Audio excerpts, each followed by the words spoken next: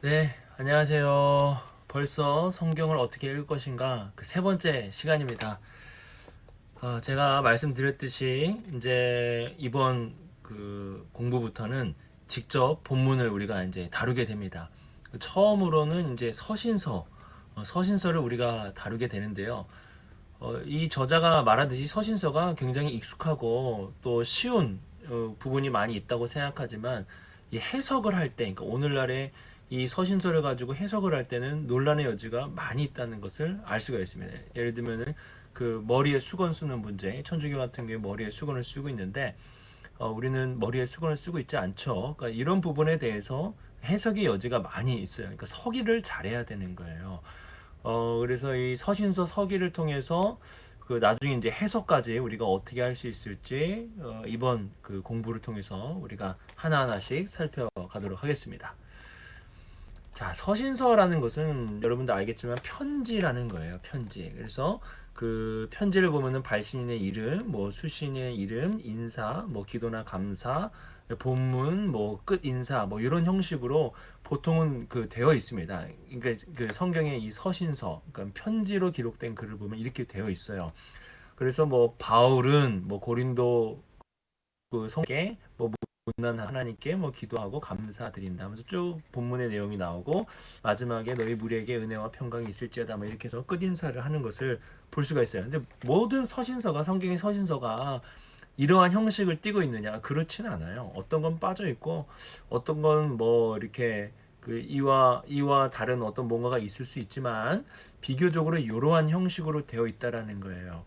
그래서 책을 읽어보면 뭐 참 편지다, 뭐 편지와 서신 이렇게 구분하는 게 많이 있는데 우리 청년들은 거기까지 이렇게 너무 그 생각 안 하셔도 되고 이게 편지구나. 그래서 발신이 있고 수신이 있고 이런 틀이 있으면 이런 것이 있으면은 편지 형식으로 쓰여져 있구나라고 생각하시면 돼요.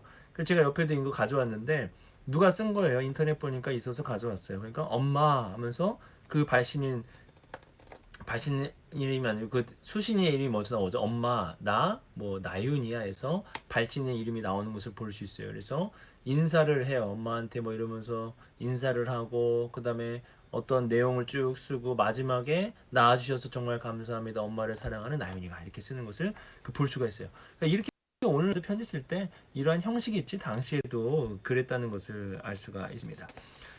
중요한 거는요, 여러분 이게 편지, 뭐 서신이냐, 뭐 참편지냐, 뭐 이런 것도 구분하는 것도 중요한데 정말 중요한 건 이거예요. 제가 여러분들에게 이 의미를 꼭 알라고 제가 말씀을 드렸어요. 상황 문서다라는 거예요. 어떠한 상황이 있기 때문에 편지를 썼다라는 거예요. 그리고 그 상황은 대부분 어떠한 문제라는 것을 알 수가 있습니다. 교리적으로 또 어떤 공동체 내부에 문제가 발생한 거예요.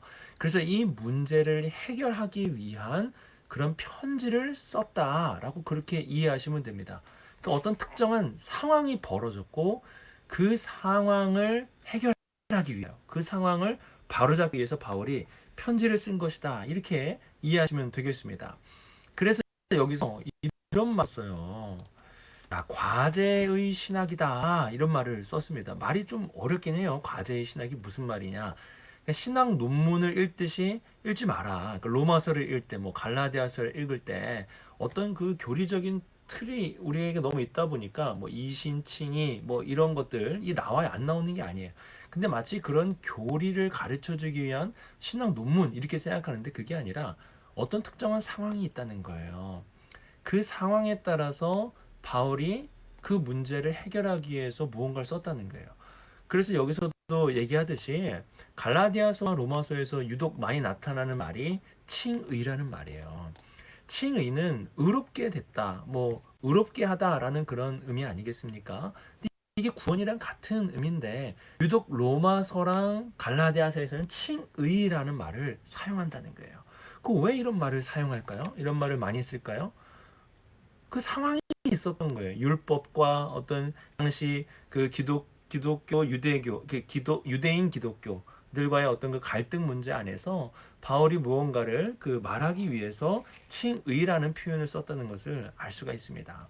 그러니까 이렇게 우리가 서신서를 읽을 때, 그러니까 바울의 서신서든지 성경에 나타난 서신서를 읽을 때는 상황 문서라는 사실을 잘 기억하고 또 그것에 대해서 과제 신학이다. 그 과제를 풀어내기 위해서 바울이 어떤 이런 말을 쓴 것이지 어떤 뭐 논문 신학 논문 쓰듯이 그렇게 쓴 것이 아니다라는 것을 우리 청년들이 잘 알았으면 좋겠습니다.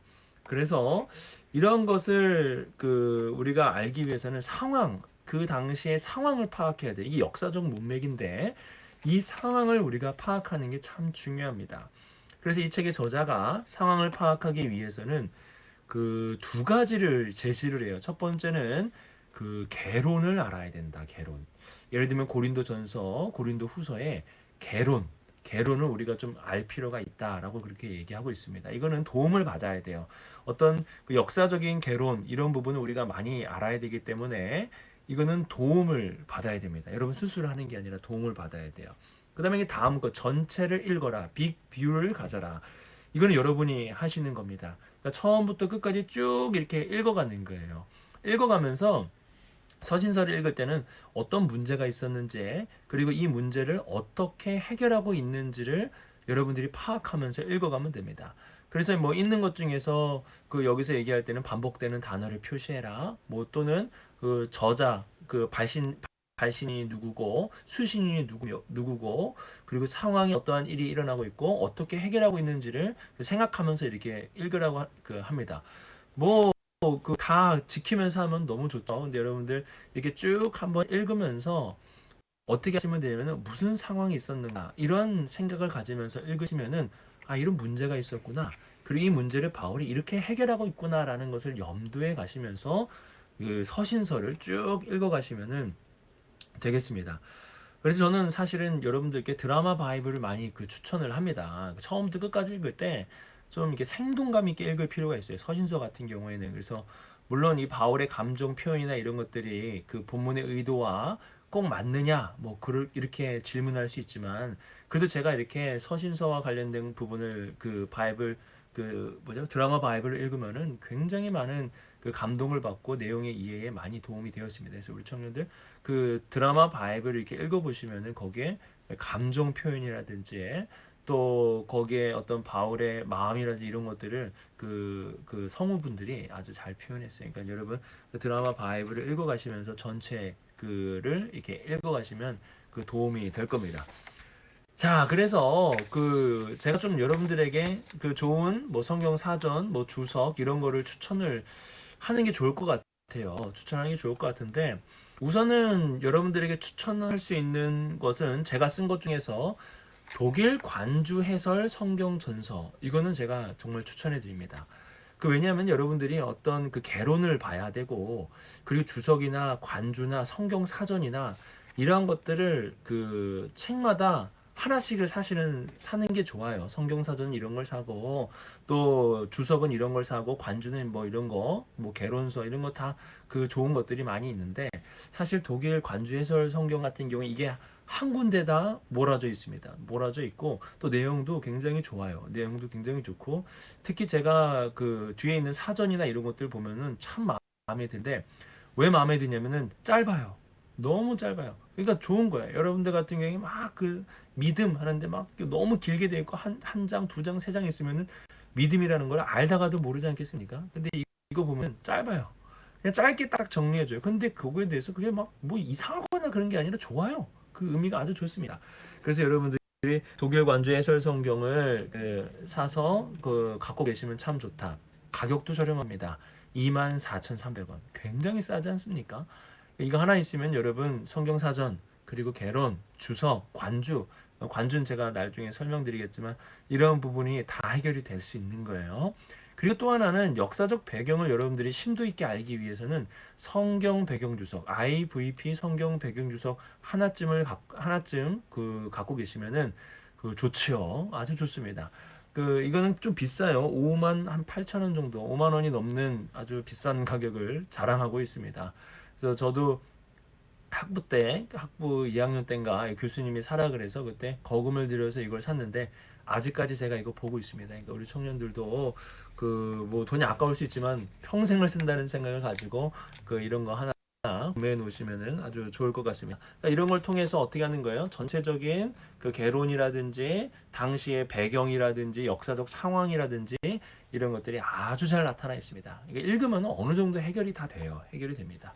그래서 이런 도움을 받으셔가지고 당시의 상황을 파악하고 그 다음에 이런 부분은 어떻게 바울이 해결하고 있는가를 알아가는 것이 서신서의 아주 중요한 포인트입니다. 자, 그래서 제가 여러분들에게 좀 고린도 전서를 가지고 오늘은 제가 좀 과제를 드리고 만나가지고 이걸 좀 같이 본문하고 씨름을 좀 해볼 텐데요. 이겁니다. 고린도전서 1장에 나타나는 분쟁과 이거를 어떻게 바울이 해결하고 있는지를 여러분들이 뒤에 이제 제가 써드릴 겁니다. 그거를 해오시면 돼요. 읽어보시면은 인사가 나와요. 고린도전서 1장 1절부터 이제 9절까지 이렇게 보시면은 인사를 합니다. 나 바울은 누구에게 고린도 교회에게 뭐 은혜와 뭐 아버지의 뭐 은혜와 평강이 있기를 원하노라 하면서 이런 일이 있고 막 너무 좋다 막 이러면서 그들을 칭찬하고 이런 일이 1장 1절부터 9절까지 쭉 나타나요. 그러니까 서론이에요. 인사를 하는 거예요. 편지를 쓰니까. 그 다음에 10절, 11절 여러분 읽어보시면은 10절 보시면은 너희 가운데 분쟁이 없이라고 되어 있어요. 뭔가 문제가 일어난 거예요. 그러니까 고린도교회에 어떤 문제가 일어났고 그 문제를 해결하기 위해서 바울이 지금 그 편지를 쓴 겁니다. 그게 분쟁이라는 거예요. 그래서 11절이 또 나와요. 너희 가운데 분쟁이 있다는 것이라 이거를 바울이 듣게 됐어요. 그래서 11절 보시면은 글로에의 지편으로 너희에게 대한 말이 내게 들렸다. 그러니까 누군가가 바울에게 고린도 교회 상황을 알려준 거죠. 알려주고 나서 이 문제를 해결하기 위해서 바울이 고린도전서를 썼다는 것을 알 수가 있습니다. 자, 여러분 어떤 문제가 있었을까요? 1장에 쭉 읽어보세요. 1장을 읽어보시고 반복되는 단어 한번 표시해 보세요. 반복되는 단어 표시해 보시면서 과연 어떠한 문제가 있었을까? 그 문제의 원인은 뭐고 그 문제로 인하여서 고린도 교회가 어떤 상황이 됐는지 여러분 한번 그것을 한번 이렇게 재구성 한번 해보세요. 만들어 보세요. 그리고 바울은 이거를 어떻게 해결하고 있는지 우선 1장 안에서만 여러분들이 얘기하시면 되겠습니다. 이와 함께 3장에도 있어요. 여러분 3장을 한번 펴보세요. 3장을 펴보시면은 3장 3절을 보세요. 너희 가운데에 시기와 분쟁이 있다. 이렇게 지금 얘기하고 있습니다. 또 뭐라 그래요? 분쟁이 있다는 얘기를 하고 있는 것을 볼 수가 있어요. 그래서 이러한 분쟁이 4절을 보시면은 나타나죠. 나는 바울에게라 하고 다른 이는 아볼로에게라 한다. 이렇게 되어 있어요. 그러니까 바울을 따라가기도 하고 아볼로를 따라가기도 하는 이런 일이 지금 일어나고 있는 것을 볼 수가 있습니다. 여러분 이런 문제가 일어났을 때 바울은 어떻게 해결하고 있을까요? 3장을 읽으시면서 이런 누군 바울에게 누군 아볼로에게 이렇게 이런 일이 일어났어요. 이런 일이 일어났는데 이거를 바울이 어떻게 해결하고 있는지 여러분들이 그 본문을 읽어가시면서 세우시면 됩니다. 그래서 더 나아가서는 어떤 걸 아셔야 되냐면은 17절 3장 17절 보시면은 누구든지 16절을 보시면은 너희는 너희가 하나님의 성전인 것과 라고 되어 있어요. 그러니까 너희가 하나님의 성전이다라는 이 말의 의미를 이러한 문제의 상황과 바울의 해결책을 중심으로 여러분들이 한번 풀어서 서기를 하시면 좋을 것 같습니다. 자, 좀 어려울 것 같은데 한번 해보시면은 어렵지 않아요. 숙제는 간단합니다. 숙제는 고린도전서 1장 읽으세요. 2장도 읽으시면 좋아요. 1장부터 3장까지 쭉 읽으세요. 읽고 1장에 나타나는 문제 상황을 여러분들이 재구성해서 기록을 하세요. 뭐 때문에 이런 문제가 일어났는지, 그 문제의 원인이 뭔지 여러분 교과서에 다 나옵니다. 우리가 읽은 교과서에 다 나와요. 그리고 3장을 한번 읽어보세요. 3장에 나타난 문제가 뭔지 제가 아까 좀 간단하게 말씀을 드리겠는데 이 문제를 기록하시고 그리고 이거를 어떻게 바울이 해결하고 있는지를 꼭 그것을 찾아서 기록하시기 바랍니다. 중요한 건 여러분이 유추해서 쓰면 안 돼요. 본문의 근거에서 이게 써야 됩니다. 본문의 근거에서 쓰시고 특별히 3장에서는 너희가 하나님의 성전인 것과 라는 표현이 있어요. 이 하나님의 성전인 것과 이거 굉장히 많이 우리가 많이 사용하는 그런 하나님 말씀 아닙니까? 그러니까 이런 문제 상황에 비추어서 바울은 왜 하나님의 성전이니까 너희가 성전이다라는 이런 말을 했는지를 여러분들이 기록해서 가져오면 되겠습니다. 어려운가요? 숙제가 많은가? 힘들어도 우리가 언제 또 이렇게 본문을 가지고 씨름해 보겠습니까? 이런 기쁜 마음을 가지고 한번 도전을 한번 해보시기 바랍니다. 어려운 게 있거나 읽다가 잘 모르는 거 있으면 저한테 연락하시면 도움을 드리도록 하겠습니다. 여러분 수고 많으셨습니다.